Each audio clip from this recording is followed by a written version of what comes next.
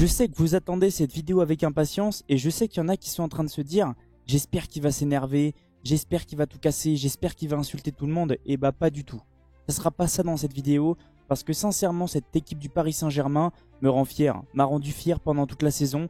On a vécu une saison exceptionnelle du début jusqu'à la fin, même si oui, au début de la saison c'était un petit peu plus compliqué, il fallait du temps à cet effectif pour que ça se mette en place, il fallait du temps à Luis Enrique pour mettre en place son système.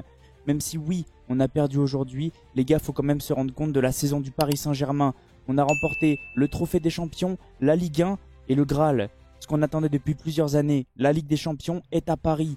Et là, la Coupe du Monde des clubs, faut quand même pas non plus minimiser notre parcours. On a sorti le Bayern et le Real Madrid, on a battu l'Atlético dans les groupes.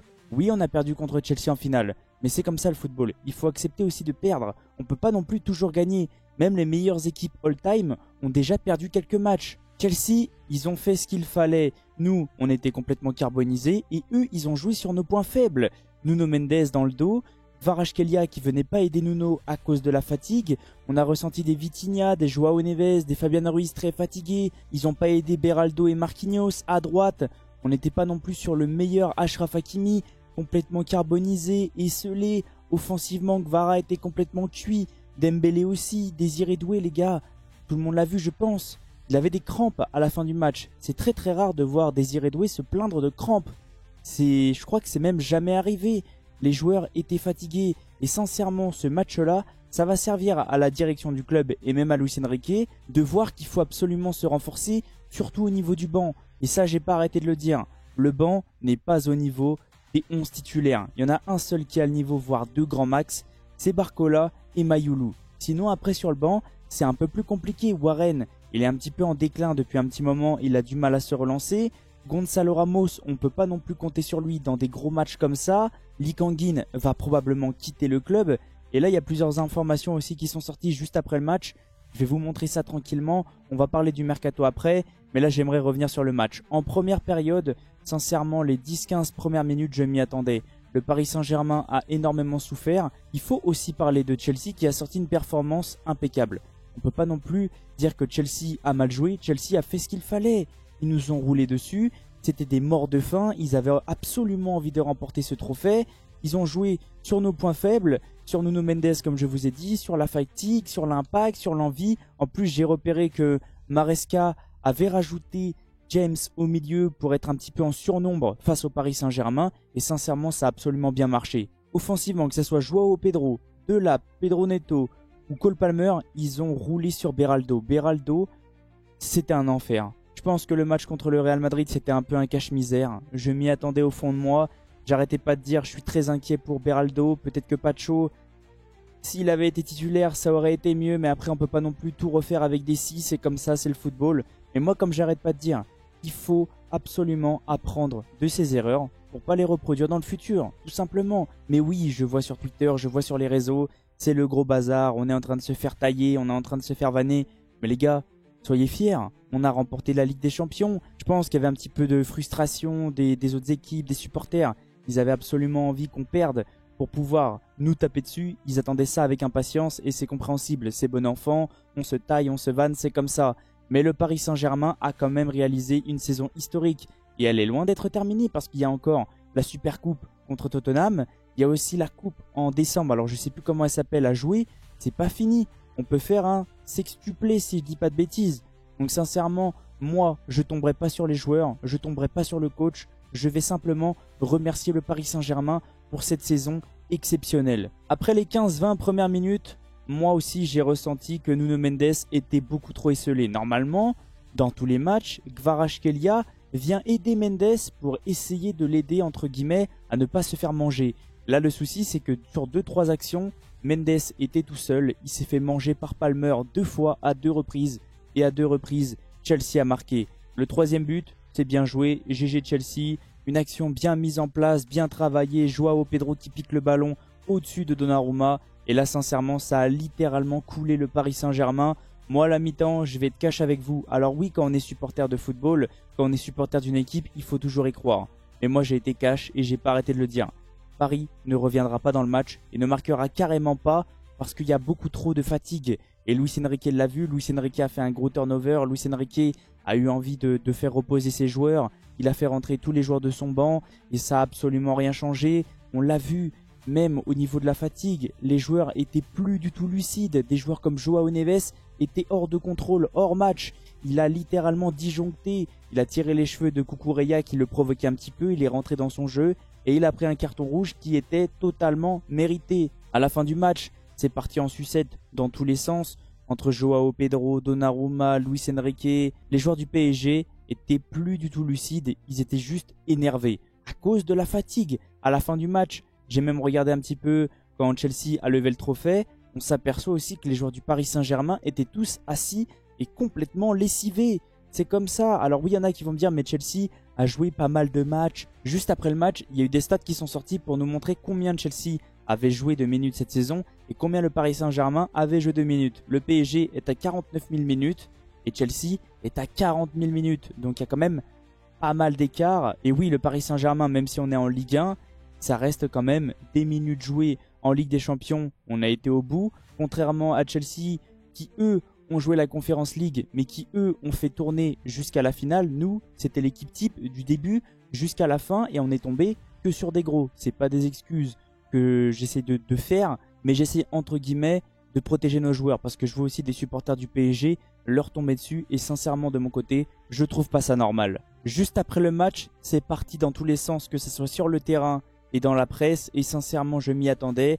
Il y a des joueurs qui sont sur le départ et c'est tout à fait normal. Et juste après le coup de sifflet final, comme on peut le voir, Lucas Beraldo veut quitter le Paris Saint-Germain d'après l'équipe. Et sincèrement de mon côté, s'il a envie de partir, il faut qu'il parte. Comme j'ai pas arrêté de vous dire, le Paris Saint-Germain maintenant ne retient plus ses joueurs. S'ils ont envie d'aller voir ailleurs, la porte est grande ouverte. Et ensuite, ça a continué à s'empiler, il y a eu plein d'informations qui sont sorties, surtout l'équipe qui a sorti pas mal d'infos. Là c'est Paris SG Info qui les a relayées. Lui qui a demandé son départ cet été, Beraldo a vu plusieurs clubs, dont des Anglais, qui se sont renseignés.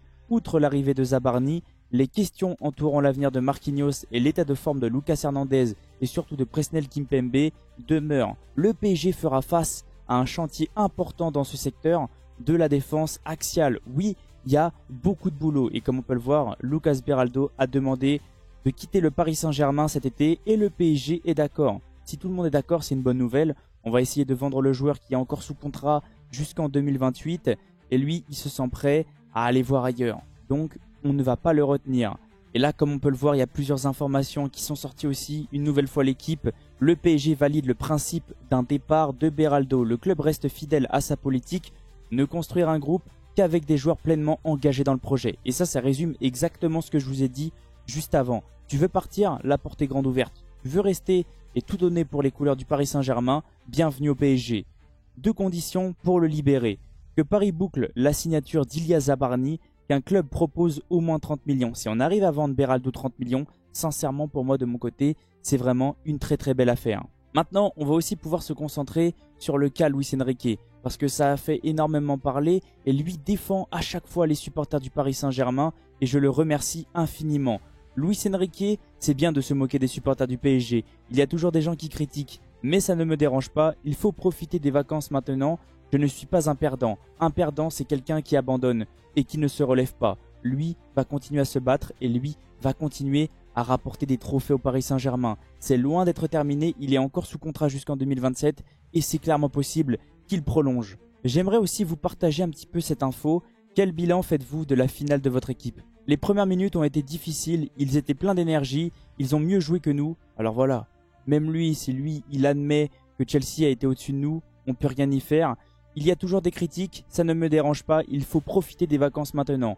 Je ne suis pas un perdant et ça c'est exactement ce qu'il a dit juste en dessous. Il ne lâchera pas le morceau, il veut faire grandir le Paris Saint-Germain et merci à Luis Enrique. Et là comme on peut le voir, nouvelle information concernant Zabarni, les deux parties ne sont plus très loin d'un accord pour Zabarni. Avec le départ de Beraldo, il y aura un chantier important en défense cet été. Il y a un boulot monstre au Paris Saint-Germain défensivement, beaucoup n'arrêtaient pas de dire il faut au moins recruter un joueur, mais selon moi, il va en falloir au moins 2, voire 3. Est-ce que ça va être possible? Je ne pense pas. Je pense qu'on va conserver des joueurs comme Hernandez et peut-être Kimpembe pour essayer d'avoir des joueurs en plus sur le banc.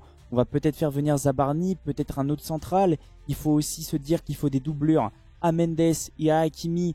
Si la direction se dit que c'est trop compliqué pour Hernandez de doubler Nuno Mendes. Et pour moi, il faut aussi recruter au milieu parce que si un joueur des trois se blesse, sur le banc, c'est un peu plus compliqué. Alors oui, il y a Mayulu qui est très intéressant. Mais pour moi, Warren, ça devient très compliqué. Je ne sais pas s'il va réussir à revenir à son meilleur niveau. Donc là aussi, selon moi, il faut un joueur.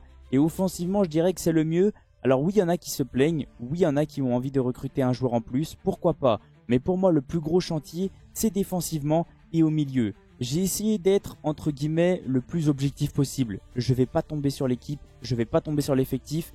Je vais tomber sur personne. Parce qu'ils ont réalisé une saison exceptionnelle. Que ça soit dans l'envie, que ça soit au niveau des trophées. Oui, ils n'ont pas remporté la Coupe du Monde des clubs. Mais le Paris Saint-Germain a quand même empoché une centaine de millions après avoir atteint la finale de la Coupe du Monde des clubs. Ils ont empoché 140 millions en Ligue des Champions. Tout se passe très bien. Ils vont pouvoir se renforcer pendant le mercato estival. La première chose à laquelle j'ai pensé au coup de sifflet final, c'est merci, enfin nos joueurs sont en vacances. Parce que oui, ça va être très compliqué. Les joueurs vont pas avoir beaucoup de vacances. Les joueurs vont avoir une petite préparation. Je pense sincèrement que Luis Enrique va donner un peu plus de vacances aux titulaires. Les premières journées en Ligue 1, ça va être très compliqué. On va peut-être perdre des points, mais c'est comme ça le football. Il ne faut pas non plus cramer nos joueurs. Il ne faut pas que nos joueurs se blessent. Et il faut qu'ils reviennent en pleine forme parce qu'il y a une grosse saison qui va commencer dans pas très longtemps. En tout cas, n'hésitez pas à me dire qu'est-ce que vous avez ressenti du match. Qu'est-ce que vous avez ressenti de la saison du Paris Saint-Germain, de la compétition du Paris Saint-Germain. Est-ce que vous êtes satisfait ou non? Je viendrai vous répondre avec grand plaisir dans les commentaires. Merci à tous ceux qui sont restés du début jusqu'à la fin. Merci à tous ceux qui vont liker, commenter, partager et s'abonner. C'est grâce à vous que j'en suis là. J'ai essayé de vous faire une vidéo entre guillemets à froid pour être le plus objectif possible et vous dire qu'est-ce que je ressentais. Je vais vous laisser sur ça. On se retrouve très prochainement pour une vidéo concernant l'actualité, que ce soit le Barça, peut-être Arsenal, peut-être le Real, peut-être le Paris Saint-Germain. On verra au fur et à mesure des jours. Mais bien sûr, il y a encore des vidéos qui vont sortir.